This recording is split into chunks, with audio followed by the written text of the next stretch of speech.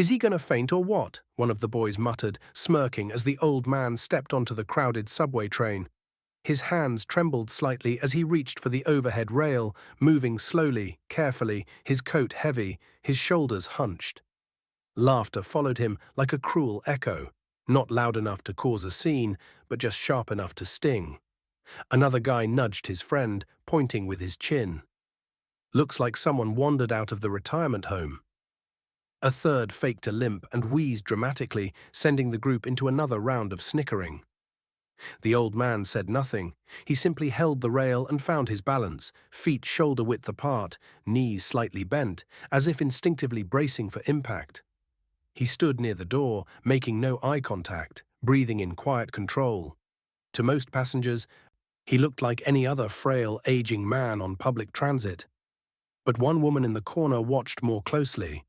She saw the way his weight was distributed, how he subtly scanned his surroundings. He wasn't anxious. He was calculating. Still, the mockery continued. "Somebody get him a seat before he cracks a hip," a voice said, a little louder this time. A few passengers chuckled uncomfortably. The woman's eyes narrowed. The train jolted forward and the man swayed, only slightly, but recovered with perfect precision, more stable than men half his age. One of the kids whistled. "Whoa, guess he's got some fight left in him." More laughter. That was the moment the woman stood up. She walked forward slowly, deliberately, heels clicking on the floor with quiet authority. "That's enough," she said, loud enough for the group to hear. One of them raised an eyebrow, amused. "What, you his granddaughter?" She shook her head once. "No, I trained under him.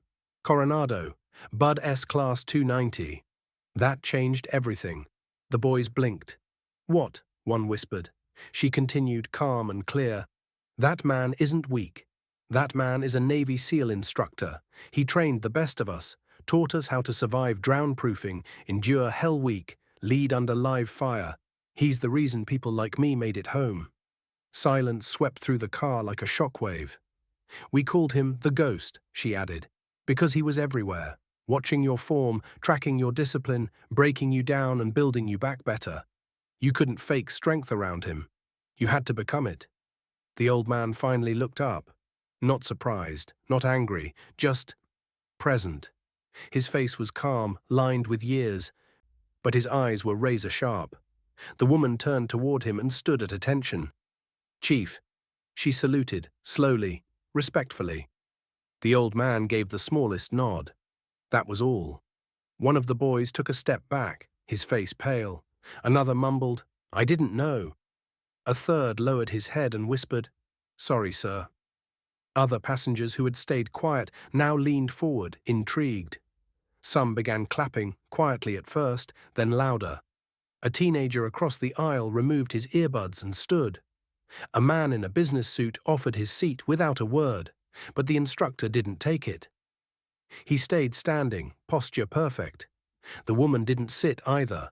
She stayed beside him, not to protect, but to honor. "You judged him by what you saw," she said to the boys, not cruelly, but firmly. "But strength doesn't always shout. Sometimes it walks in quietly, watches everything, and leaves no trace. That's how legends live." The train continued on. The boys stayed quiet, eyes forward now. The atmosphere had shifted completely. Even the rhythm of the wheels on the track sounded different, heavier somehow. The old man glanced out the window, unfazed, as if this had happened before. Maybe it had. Maybe countless times in rooms where people forgot what honor looks like when it's dressed in age and silence. As the train approached the next station, the woman leaned slightly toward him. "Thank you, Chief," she whispered, "for everything." He said nothing, just gave the briefest glance of acknowledgement.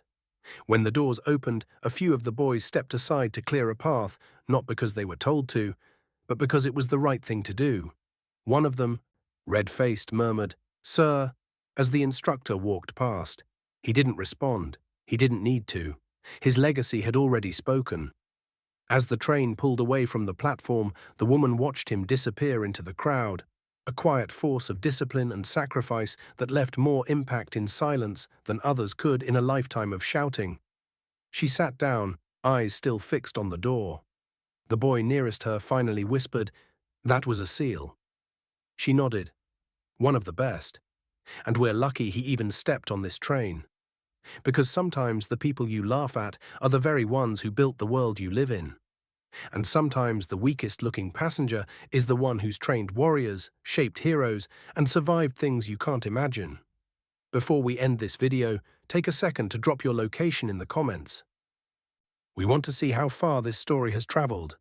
Hit like, share it forward, and subscribe, because the next story might speak directly to you.